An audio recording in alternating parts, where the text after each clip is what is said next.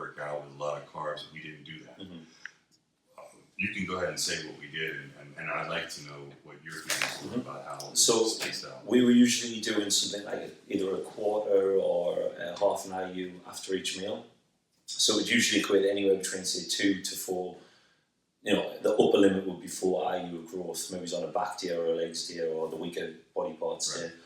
And then insulin-wise, it would be maybe 1 IU with the growth hormone, and that would be after a meal as well. One line. Just one line. And then we possibly might do like a Lantus long-acting. Small amount. Yeah, just a real small amount. On the days that you wanted to bring up the bigger body. Yes, which was usually back.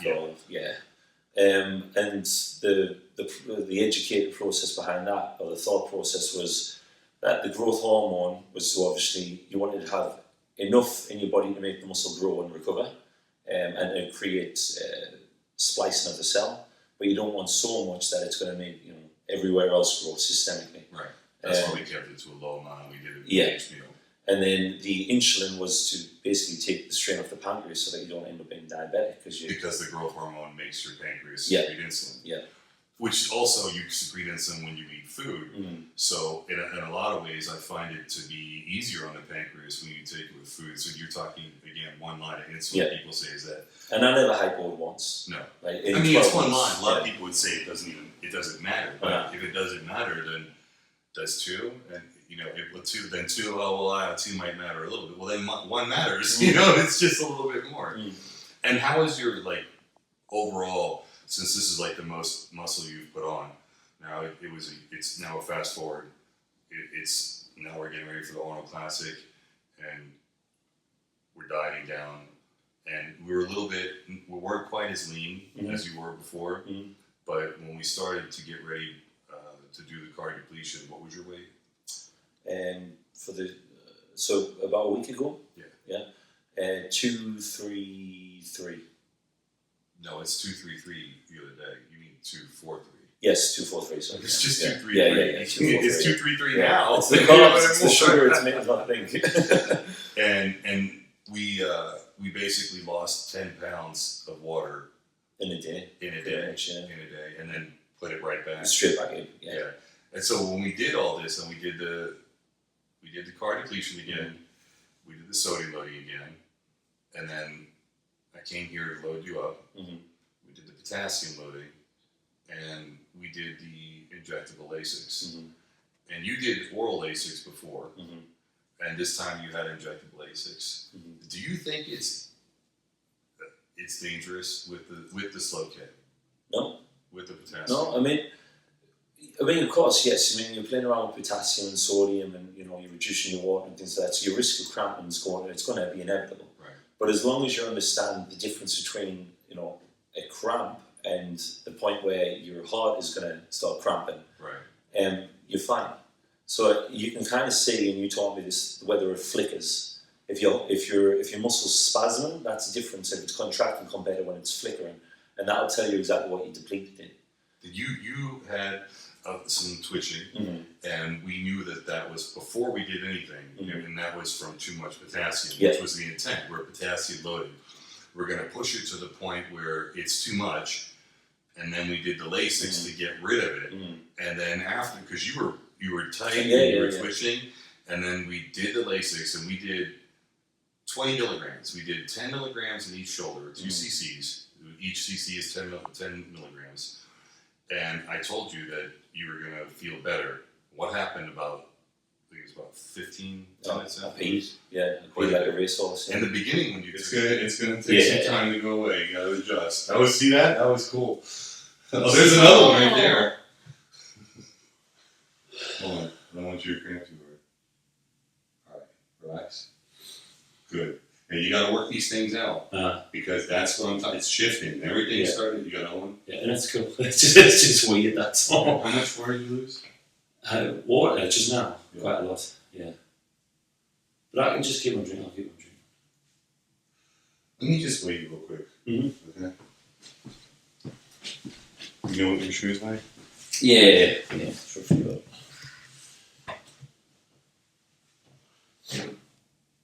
It's about £2. So So about 232. How much? 232? Yeah. So you lost 1.25 pounds?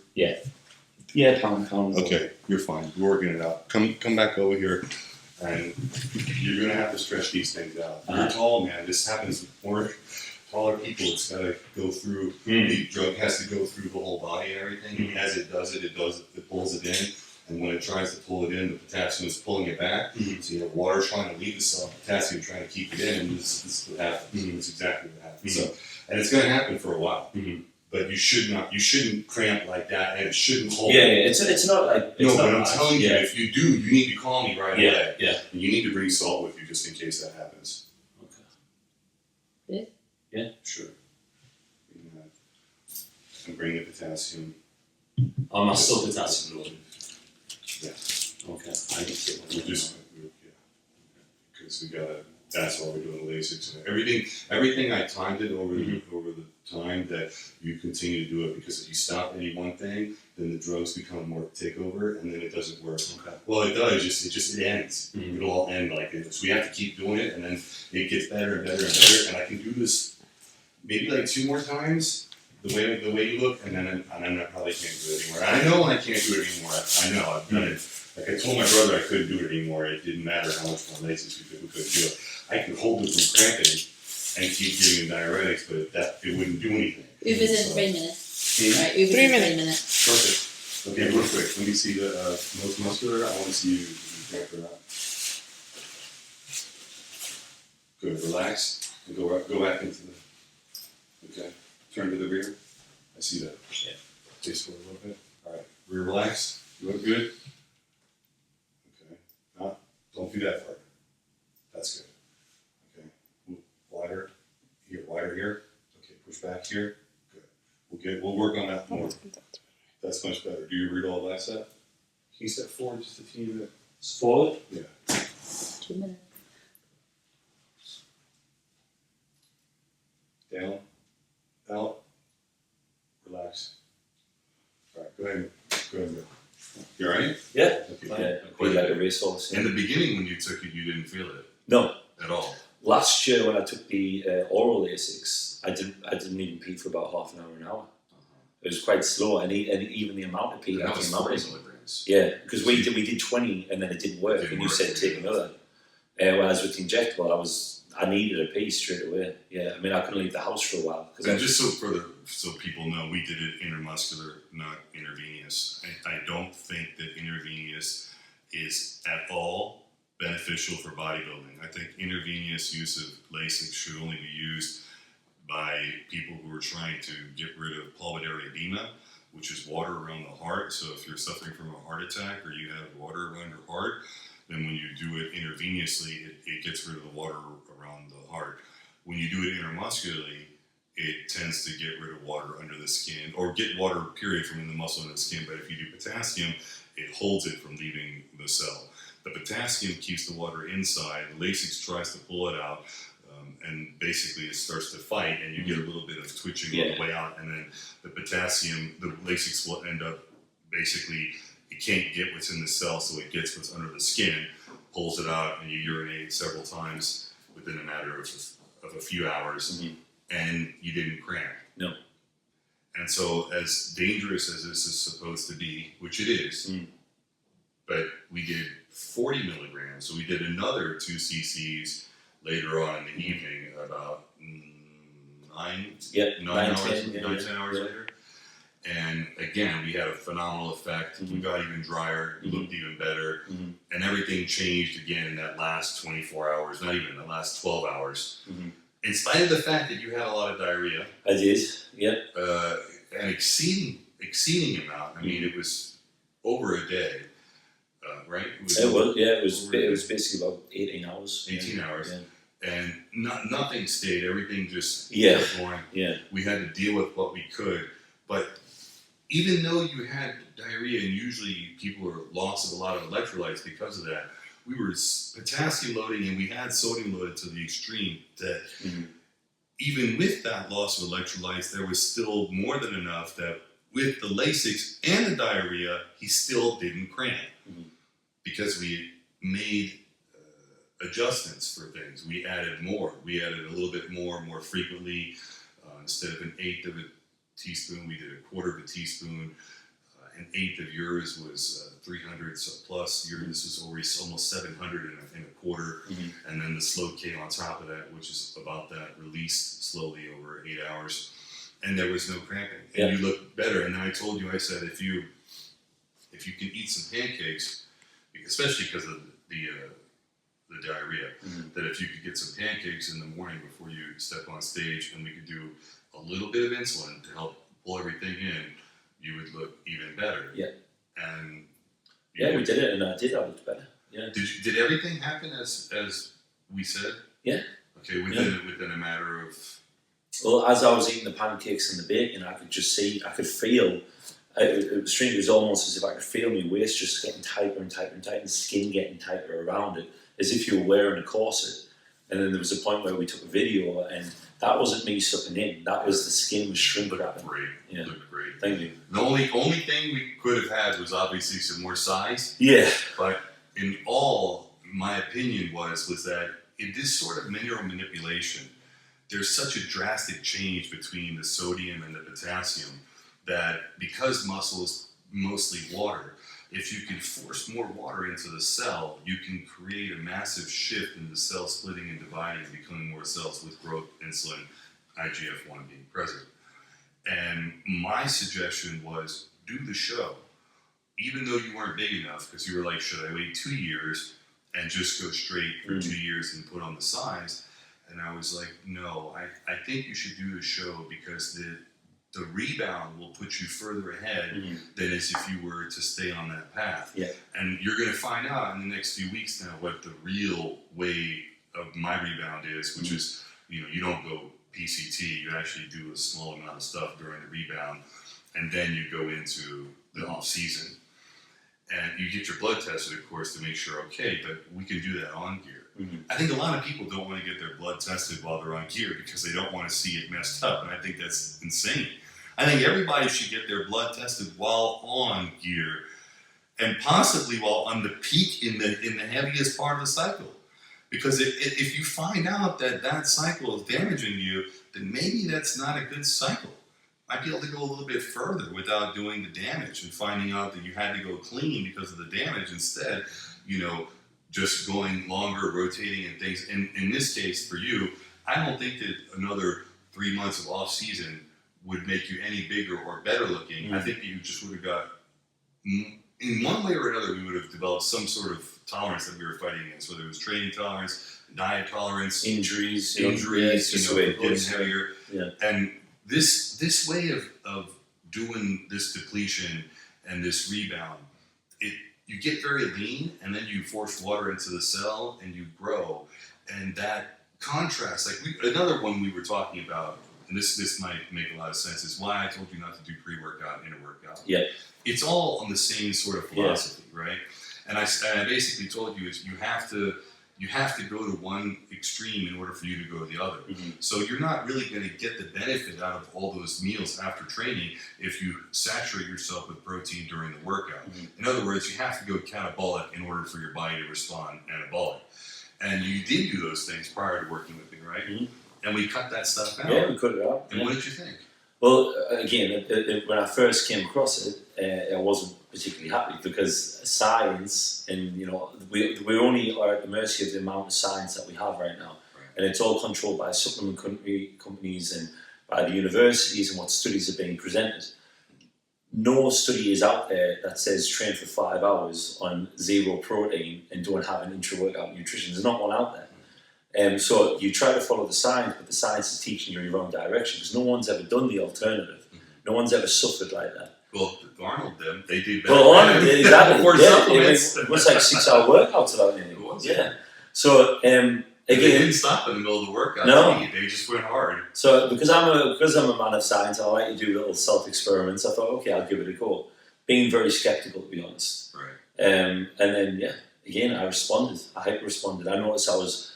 It's not only the fact that you hyper responds because you're in such a deficit and your body is forced to go through adaptation, but you're actually allowing your digestive system just relax for a minute.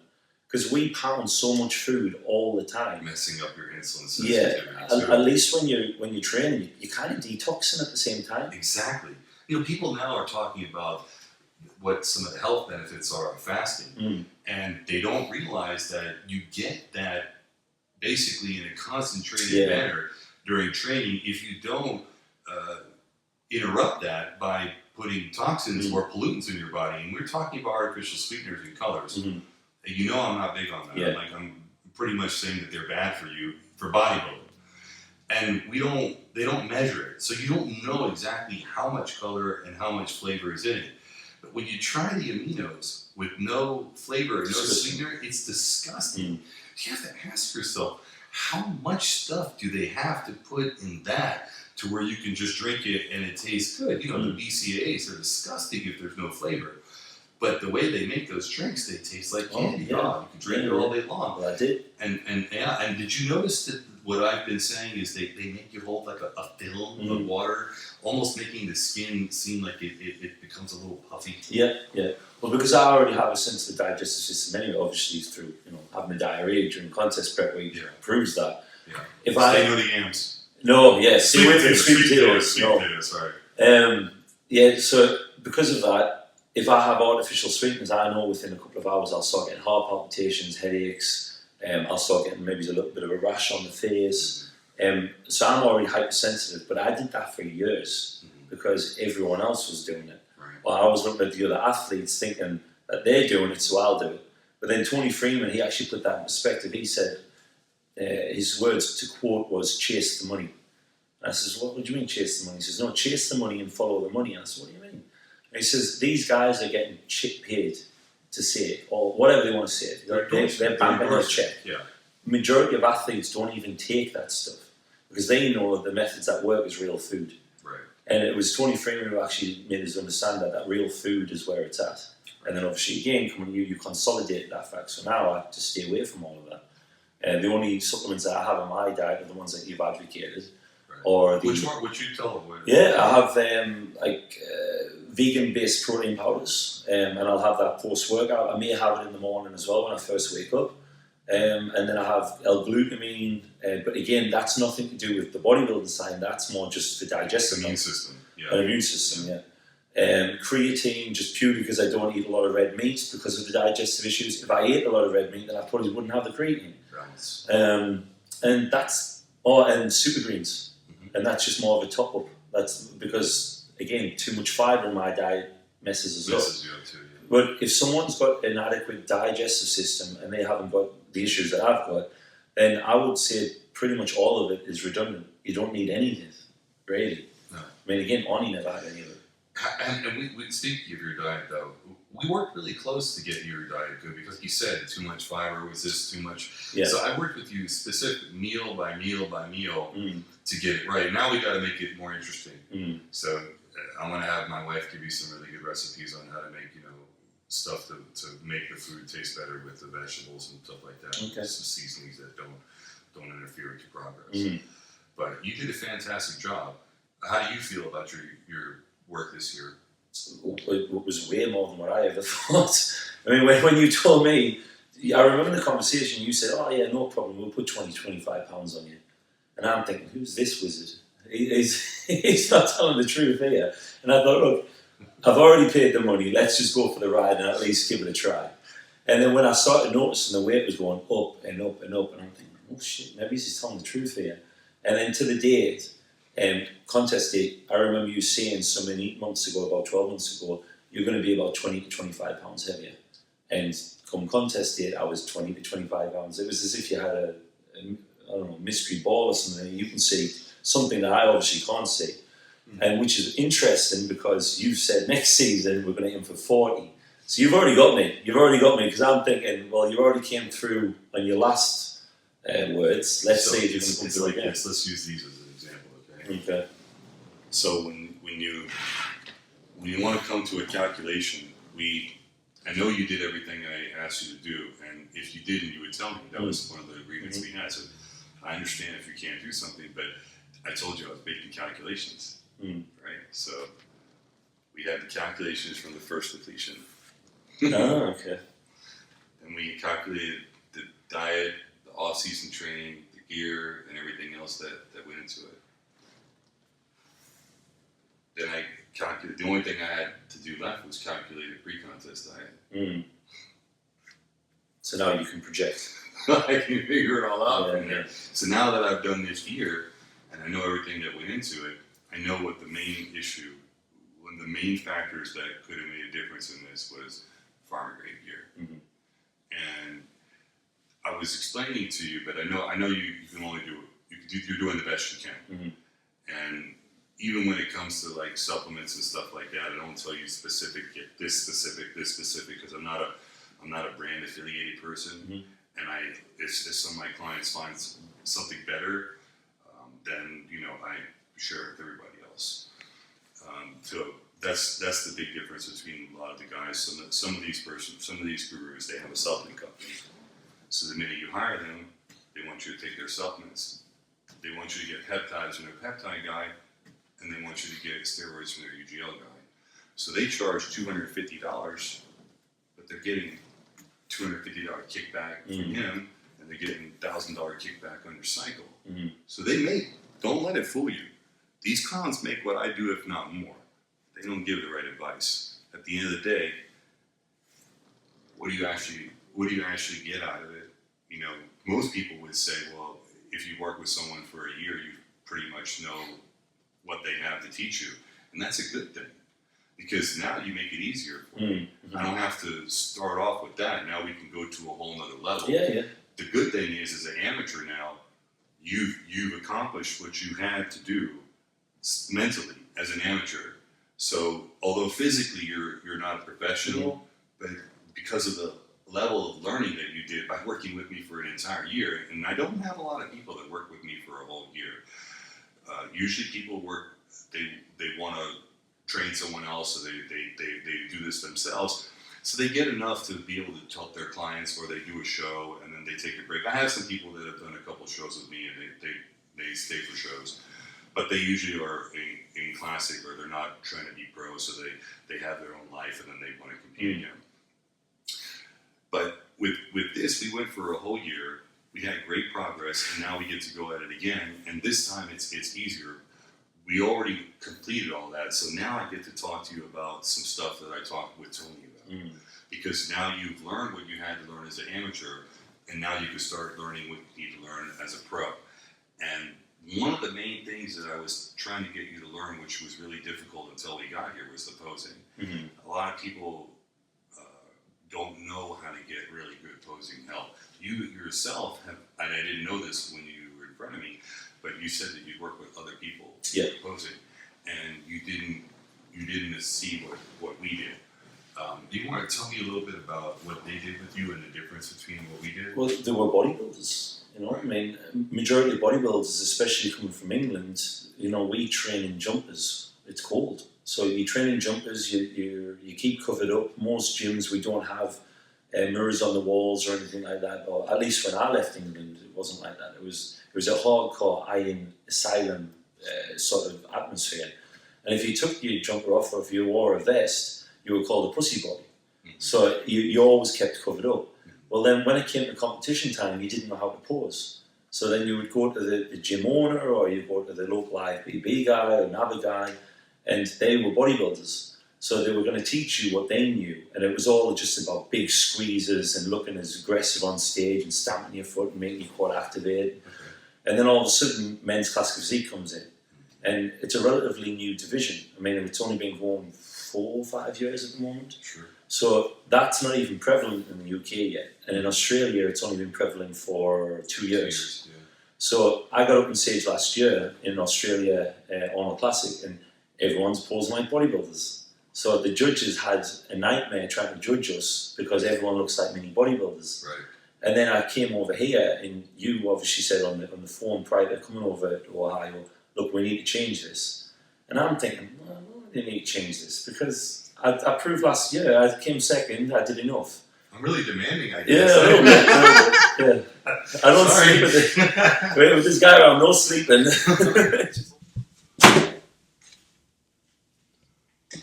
Look, smile.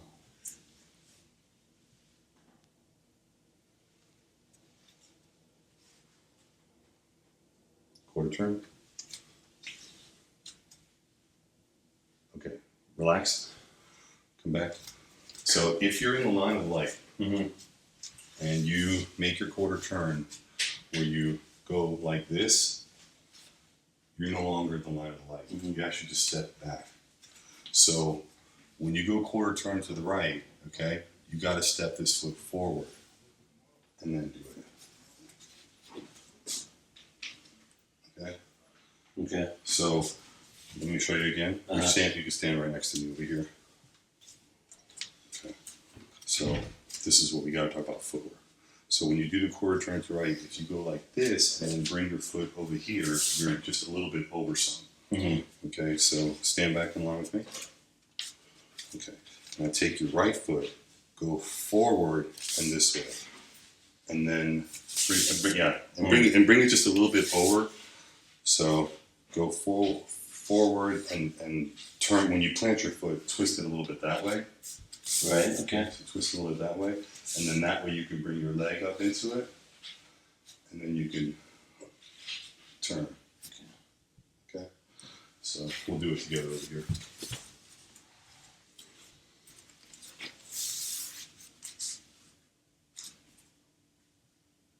Perfect. Now we need to keep this side just a little bit more, and then just tuck this in here. Oh, can you or not? Yeah. Is it from? Do you want us to suck it in or press it down? Right on the quarter turn, I need you to suck it in. Oh, okay, easy. Suck it in and then somehow pinch this to keep it tight in here. Okay, flex down. Yeah. I think that looks better. Can you still flex this a little bit? Yeah, that's it. That's what looks good right there. Okay, quarter turn again.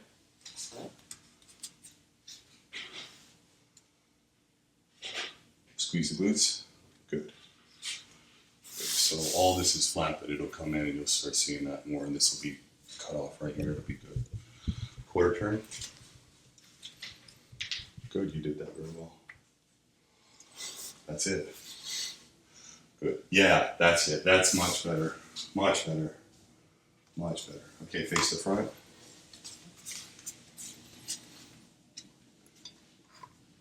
Okay, so just a tad bit of space between your heels because it actually makes your legs look bigger here. Okay? A little bit closer, not that much. Yeah, right there. That's it. Okay, good.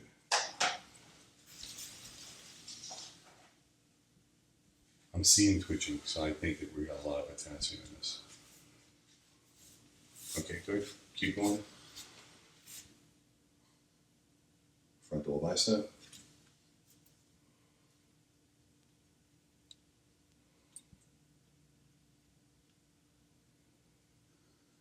Okay.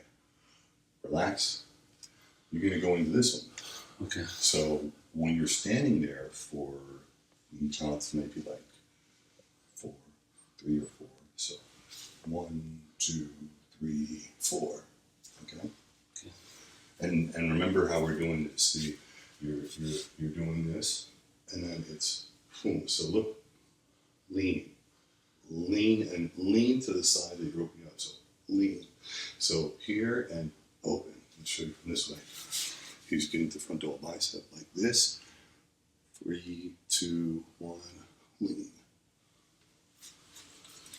And then you're doing it the other way. So you're going to lean that way. Okay.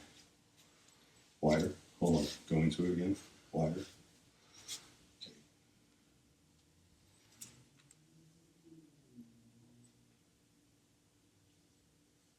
Good. Angle it just a little bit more. This arm was good, but bring this one down a little bit. So move, yeah. Okay. Just For one reason or another, right? Because I'm all night eating food. Yeah. And yeah, I came here and you kept on drilling home. It was over and over and over again that how important it was. And then I stepped on stage. And for all my efforts, which has been fantastic, and I've learned a lot in the last week, it's clear that I still need to learn quite a lot because the level of standard of quality compared to in America, Ohio, compared to Australia, and definitely compared to England, Americans know how to pose. Yeah. And that was, I mean, I wouldn't have made top 5 anyway. The guys were fantastic. But I probably would have gotten a higher place and had I had more experience on stage presence and because I've just simply lacked the experience. And when you first got here, I was terrible. Yeah, no, but like compared on a everyone has a starting point, right? Yeah. But on a scale of, let's say, because I know we're nowhere near what we needed, but on a scale of 1 to 10, 10 being I learned as much as I possibly could in that amount of time, and I'm serious. That's I know you had overload, so 10 and 1 being like my posing didn't change at all. Oh, it's got to be up there, because the amount of just you're a slave driver. Like, this has been a hard week. This is what they want to hear. Let them know the truth. Like, every single hour on the hour before a meal, it was posing, and it's not just like a side chest and then you just start eating your rice. I'm sitting down, I'm just about to eat my food, I'm starving, I've been depleted, and you go, no, before you eat that meal, go and pause for 20 minutes. So I was making your body want. So you go and pause, and then you come back, and then you eat your food, and the food's just gotten down while you're sitting down, get up and pause. So it was constant, and then it was getting up during the night. But let's talk about when I said, let's just talk about the side chest. Because that was your worst. That was nice, yeah. But it turned out to be one of my better ones towards the end. It did. Yeah. And tell us some of the small things that made a difference, that made a difference, that helped you actually get the pose right. I think the biggest thing to take into account is I'm a 6'3" tree. Right. Like, I'm comparing myself to the likes of Brion Ainsley, who's a 5'3" midget. And hold on, I really like you. That's not fair. I think he's actually, and I don't want to say 5'5". No, he's my height. So I know I'm a midget, man. To you, but everyone's small compared to me. For the record, Brion's 5'7", and so am I. We don't consider ourselves midget. We like to think of ourselves as little people. Vertically challenged. So anyway, I qualify for growth hormone legally. So I'm looking at Brion Ainsley. Obviously, you look at the best of the best, and I'm trying to copy him, and I can't do what he does. So then I look at Chris Bumstead, but Chris Bumstead's got, because he's a pro, the pros, and not a lot of people may know this, but the amateur division compared to the pros, them guys are allowed around about 5 to 10k more than the amateurs. Right. So I'm looking at Chris Bumstead, and I'm looking at how he turns and his hamstring overlays and his chest, and I didn't realise that these guys were allowed 10k on me. So he's got a bigger hamstring depth, sure. So it hangs, so there's not a gap between the two thighs. Yes. Or the side chest, he'll pull it from further up his arm because his biceps so big that, again, the gap's not prevalent. The chest is big, there's no gap. Yeah. So you take into account limb length, and now we're talking biomechanics. So you've took into account that my limb length, and it's for everyone as well. It's not just it's all short. It all comes down to your knee, your femur length, your hip length, your ulnar and radius. It all comes down to the individual. So once we address that, you started going, okay, well, actually, no, that's the one for me. Right. So that's a bit of side chest, the side tricep, and a quad sweep, and then disregarding. Another thing to take into account is every physique has weaknesses. Right. So as you know, I had a bit of an issue with this quad. I tore my quad probably about 2 months ago on a leg press. I couldn't contract it. So I'm not going to put that quad forward and show that off to the judges when I can't contract it. That's the one that I'm trying to hide. So you took that into account and you try to position it so that I'm trying to hide my weaknesses to the best of my ability. And again, you can't do that by just simply watching YouTube videos, because you're looking at these guys and going, why can I not look like this? Which is what I had you do in the beginning. Yeah. To kind of get the idea. Yeah. What it would supposedly look like if you had it. Mm-hmm. But getting into that is difficult, from the transition from standing relaxed into the pose. Mm-hmm. Remember how I would break it down. So one was the transition into the pose. Well, first we had 2 different groups. You had the transitional poses and then the actual poses. Mm-hmm. So then I said, there's 3 transitional poses. One's getting into the pose. One is the pose and pose, like the front double bicep and then the arm up. That's a transition in the pose. And then the other one is transitioning from the pose out of the pose. Yeah. So the 3 transitions. And then if you want to consider walking onto the stage, that would be somewhat like in its own category or in that. And then the actual symmetry poses and then the mandatory poses. Mm-hmm. And how to go from each one, and then go from the front, they go back to the front. And then the rear, they had you face the rear and just do it, and then they had you turn around. Yeah. And how do you do that? We did the about face, like in the military, and then with the side chest, how you bring the other leg up to the other leg, pushing it, kind of giving it that effect on the leg, keeping the gap close, and then the 1, 2, 3. Yeah. That 1, 2, 3 helped a lot. Yeah. For your side chest, what was the 1, 2, 3 and smile? 1, 2, 3 and smile. Yeah. Well, on 3 it's smile. Yeah. So I had to learn that on everything. So the 1, 2, 3, it was the way that you dissected it. So it was move your leg, bring your arm back, and then pull forward, pull it back, and then smile. So once I was able to digest in 3 different sections, then it came a lot more easier.